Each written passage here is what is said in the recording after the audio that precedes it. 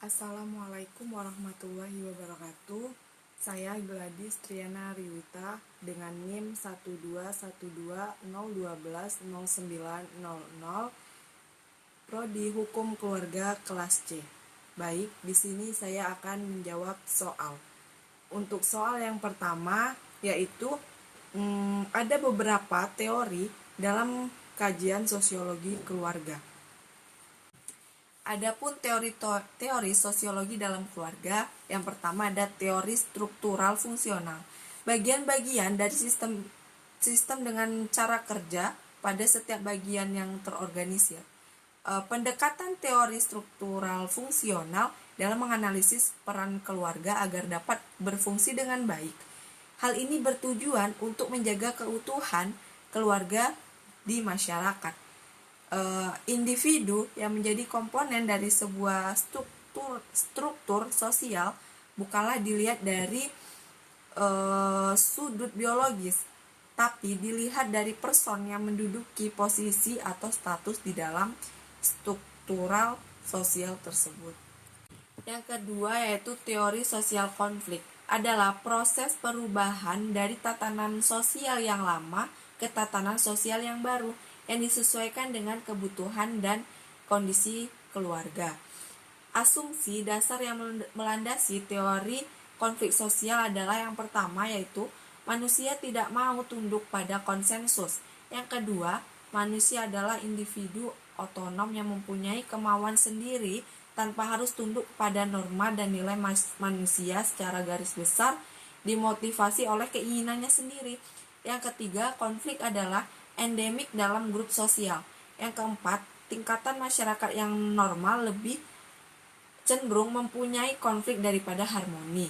Yang kelima, konflik merupakan suatu proses konfrontasi suatu pegangan hidup yang sangat berarti. Yang ketiga, teori ekologi, proses sosialisasi anggota keluarga mulai dari lingkungan besar sampai lingkungan inti pada keluarga.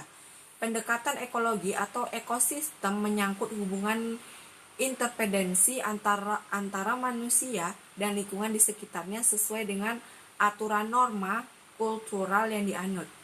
Konsep ekologi manusia juga dikaitkan dengan pembangunan. Keberhasilan pembangunan yang berkelanjutan sangat tergantung pada faktor manusianya, yaitu seluruh penduduk dan sumber daya alam yang dimiliki serta penguasa ilmu, pengetahuan, dan teknologi. Yang keempat, teori gender adalah perbedaan peran, fungsi, status, dan tanggung jawab pada laki-laki dan perempuan sebagai hasil pembentuk atau konstruksi sosial budaya yang tertanam lewat proses sosialisasi dalam masyarakat. Berdasarkan hasil penelitian oleh Puspitasari, kerjasama gender dalam aktivitas domestik dan publik seimbang, meskipun masih terdapat salah satu yang dominan. Dalam aktivitas publik, manajemen keuangan usaha tani, kerjasama gender termasuk kategori tinggi. Artinya sudah terdapat kerjasama yang baik antara suami istri dan hal manajemen keuangan hasil usaha tani. Dapat disimpulkan peran ibu sebagai pekerja membantu kepala keluarga dalam menyelesaikan masalah. Kelima, teori perkembangan keluarga atau family development theory berusaha untuk menjelaskan proses perubahan dalam keluarga. Poin dari perspektif perkembangan keluarga adalah perubahan tingkatan keluarga dari waktu ke waktu atau family time yang dipercepat secara internal oleh permintaan anggota keluarga, seperti biologis, psikologis, dan kebutuhan sosial, dan secara eksternal oleh masyarakat yang lebih luas atau harapan masyarakat dan keterbatasan lingkungan. Dan yang keenam yaitu teori interaksionik simbolik. Herbert Bloomberg dalam Rizal mengungkapkan bahwa istilah interaksionik simbolik menunjukkan pada sikap khas dari interaksi antar manusia. Dalam interaksionik simbolik, dalam proses interaksi individu dimulai dari suatu proses stimulasi secara otomatis dan langsung menimbulkan respon oleh si aktor. Interaksi simbolik digunakan dalam mengkaji keluarga melalui perspektif sosial yang bersifat psikologi. Inti pandangan dalam interaksi simbolik dalam keluarga yaitu keluarga dipandang sebagai fenomena sosial dalam berskala pendek dan tidak menghubungkan dengan masyarakat secara luas. Soal yang nomor 2, keluarga itu memiliki fungsi, sebutkan dan jelaskan. Baik, fungsi keluarga ada fungsi pengaturan keturunan, sosialisasi atau pendidikan, ekonomi atau unit produksi, pelindungan atau proteksi, penentuan status, pemeliharaan, dan afeksi. Yang pertama yaitu fungsi pengaturan keturunan. Dalam masyarakat, orang tua terbiasa dengan fakta bahwa kebutuhan seks dapat dipuaskan dengan adanya rekreasi atau mendapatkan anak dengan berbagai cara. Ada misalnya kontrasepsi, abortus, dan teknik lainnya. Dan pada umumnya, masyarakat mengatakan bahwa pernikahan tanpa adanya mendapatkan atau menghasilkan anak adalah suatu kemalangan, karena dapat menimbulkan hal-hal yang negatif. Bahkan ada yang berpendapat bahwa semakin banyak anak, maka semakin pula banyak rezeki. Terutama hal ini dianut oleh orang-orang Cina dan dihubungkan dengan keagamaan. Karena semakin banyak anak, semakin banyak memuja arwah atau nenek moyangnya. Fungsi yang selanjutnya itu ada fungsi sosialisasi atau pendidikan. Fungsi ini adalah untuk mendidik anak mulai dari awal sampai pertumbuhan anak hingga terbentuknya personality anak. Anak itu lahir tanpa bekal sosial, tanpa mengetahui apa-apa, tanpa mengetahui norma-norma yang ada. Agar si anak dapat berpartisipasi, maka harus bersosialisasi oleh orang tuanya tentang nilai-nilai yang ada dalam masyarakat. Jadi dengan kata lain, anak-anak harus belajar norma-norma mengenai apa yang baik dan norma-norma yang tidak layak dalam masyarakat. Nah, maka anak-anak harus memperoleh standar nilai-nilai apa yang diperbolehkan, apa yang tidak diperbolehkan, apa yang baik, apa yang indah, apa yang patut, dan sebagainya. Mereka harus dapat berkomunikasi dengan anggota masyarakat lainnya dengan menguasai sarana-sarananya. Fungsi yang selanjutnya yaitu fungsi ekonomi atau unit produksi. Dengan adanya fungsi ekonomi, maka hubungan di antara anggota keluarga bahkan bukan hanya sekedar hubungan yang dilandasi kepentingan untuk melanjutkan keturunan, akan tetapi juga memandang keluarga sebagai sistem hubungan kerja. Dengan kata lain, suami tidak hanya sebagai kepala rumah tangga, tetapi juga sebagai kepala dalam bekerja.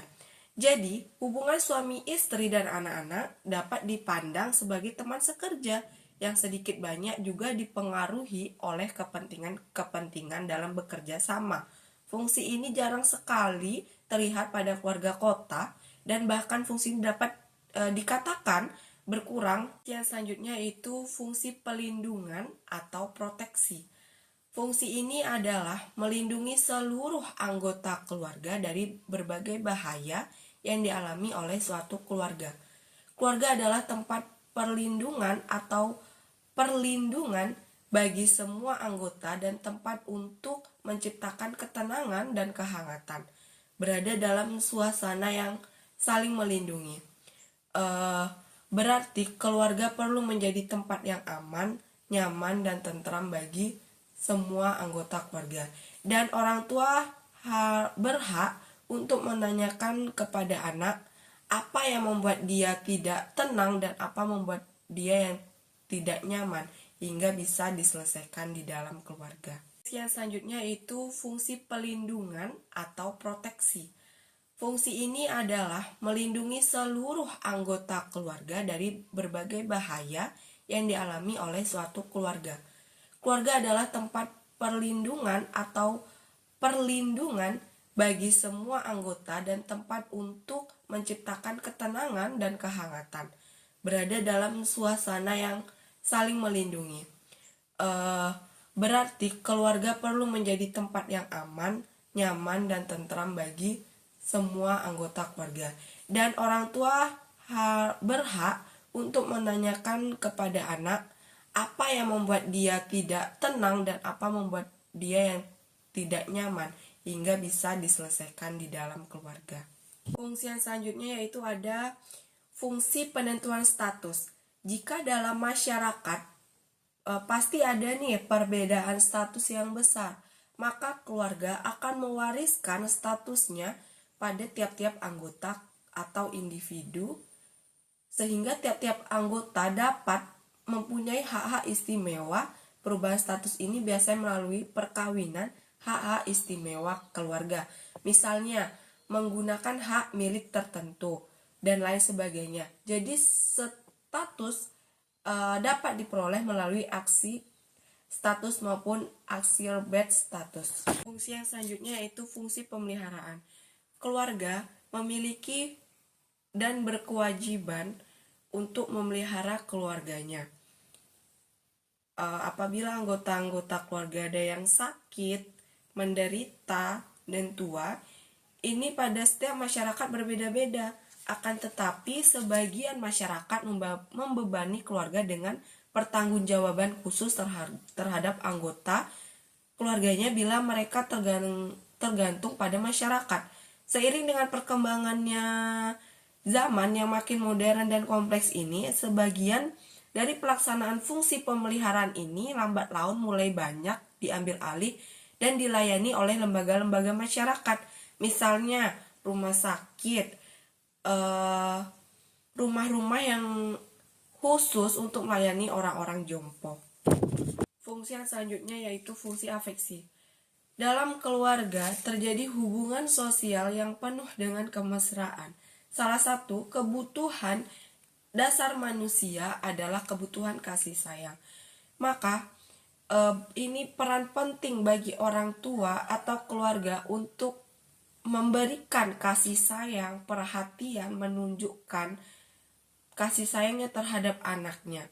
Maka banyak sekali sekarang ini remaja-remaja yang kurang perhatian dari orang tua, kurang mendapatkan kasih sayang dari orang tua, maka mereka melakukan hal-hal yang tidak kita inginkan, yaitu adanya kenakalan remaja pada diri mereka.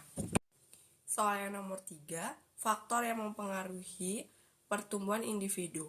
Faktor yang pertama yaitu faktor genetik atau keturunan. Seorang laki-laki maupun seorang perempuan pasti memiliki atau mewarisi genetik dari kedua orang tuanya. Misalnya warna rambut, warna bola mata, bentuk tubuh, warna kulit, dan sebagainya. Faktor yang kedua yaitu faktor hormon. Di dalam tubuh manusia terdapat beragam hormon yang dihasilkan oleh kelenjar tubuh dan masing-masing mempunyai fungsinya tersendiri. Selain itu, hormon yang ada di dalam tubuh manusia juga mendukung proses pertumbuhan dan perkembangan. Faktor yang selanjutnya itu faktor gizi. Faktor gizi yang dikonsumsi makanan dan minuman akan mempengaruhi perkembangan dan pertumbuhan manusia pada masa-masa pertumbuhan. Tubuh kita akan memerlukan banyak protein, air, dan makanan yang dikonsumsi juga akan membantu tubuh memproduksi energi terbentuknya sel-sel tubuh. Faktor yang selanjutnya itu faktor lingkungan. Peran lingkungan dalam pertumbuhan dan perkembangan manusia akan memberikan dampak positif, seperti cara mengatur emosi saat bersosialisasi dengan dukungan kemajuan teknologi, rumah tangga, serta perekonomian. Jadi, faktor lingkungan ini sangat berpengaruh terhadap pertumbuhan dan perkembangan. Kita bisa bersosialisasi, bisa berbaur dengan tetangga, itu dari faktor lingkungan. Faktor yang selanjutnya itu faktor olahraga atau kesehatan. Olahraga menjadi salah satu faktor penting dalam pertumbuhan dan perkembangan manusia. Kekuatan otot dan tulang saat berolahraga akan tumbuh dengan baik, serta sistem imun di dalam tubuh dapat terhindar dari penyakit. Dan faktor yang terakhir yaitu faktor pendidikan. Untuk menunjang perkembangan manusia atau masyarakat, peran pendidikan sangat penting. Pendidikan akan memberikan efek positif bagi emosional, intelektual, kesehatan mental, dan aktivitas sosial lainnya. Dan di faktor pendidikan ini, dengan pendidikan yang lebih tinggi, maka pertumbuhan dan perkembangan masyarakat atau individu itu akan baik untuk dirinya sendiri, masyarakat, bahkan negara. Ia bisa merubah negara menjadi banyak hal-hal yang positif di dalamnya dan mengalami perkembangan dan perubahan. Baik, soal yang nomor 4 yaitu ada beberapa teori perubahan sosial, sebutkan dan jelaskan. Teori yang pertama yaitu ada teori evolusi. Dalam teori perubahan sosial ini dijelaskan bahwa evolusi mempengaruhi cara perorganisasian masyarakat, terutama yang berhubungan dengan sistem kerja.